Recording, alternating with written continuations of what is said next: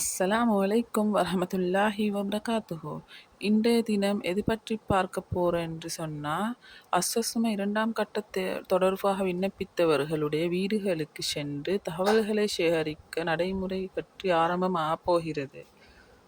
அவங்க வரும்போது எந்த மாதிரி ஆவணங்களை வைத்திருக்க வேண்டும், என்னென்ன விஷயங்கள் நீங்கள் வைத்திருக்க வேண்டும் என்ற விஷயங்கள் அதோடு சேர்த்து நீங்கள் பதிவிடும் போது என்னென்ன விஷயங்கள் பதிவிட வேண்டும், என்னென்ன பிழைகளை செய்துவிடக்கூடாது, நீங்கள் என்னென்ன பிழைகளை செய்துவிடக்கூடாது என்றும் நீங்கள் இன்றைக்குத்தான் இந்த சேனலுக்கு வந்தீங்கன்னா மறக்காமல் சேனலை சப்ஸ்கிரைப் பண்ணிக்கோங்க, லைக் பண்ணுங்கள். உங்களுடைய வீடுகளுக்கு இந்த மாதம், அதாவது ஜனவரி மாதம் 21ஆம் தேதி உங்களுடைய வீடுகளுக்கு தகவல்களை இணைத்து பணியாளர்கள் சமூகம் அளிக்க உள்ளார்கள். அதாவது அந்த செய்தி நிறைய பேருக்கு இருக்கின்றார்கள். அதாவது 21ஆம் தேதி நம்ம வீடுகளுக்கு வருகை தர இருக்கின்றோம்.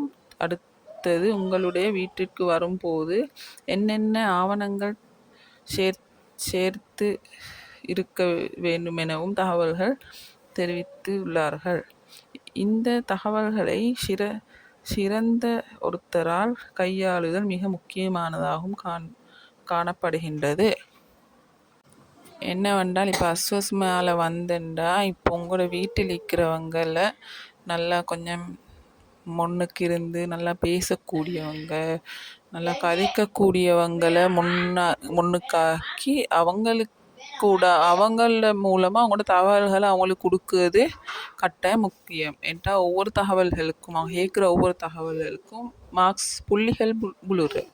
புள்ளிகள் விழுந்து அதில் ஃபஸ்ட் டைம் அஸ்வஸ்மெண்ட் முதலாம் கட்ட அஸ்வஸ்மெண்ட் எடுத்தவங்களோட புள்ளிகள்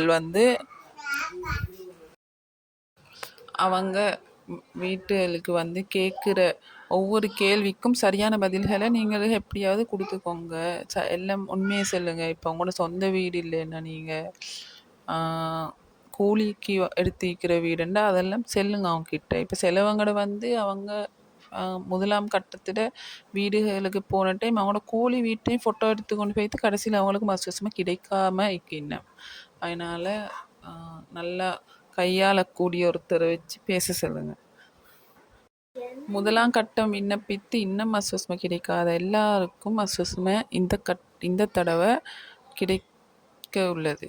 அதனால் இன்னும் என்ன சரி மேலும் உங்களுக்கு தகவல்கள் தேவைன்னா எனக்கு கமெண்ட் பாக்ஸில் கமெண்ட் பண்ணுங்கள். நான் உங்களுக்கு கண்டிப்பாக இன்னும் தெரியாததை தெரிந்து கொள்ள உதவுகின்றேன். இந்த யூடியூப் சேனலை சப்ஸ்கிரைப் பண்ணுங்கள் மறக்காமல்.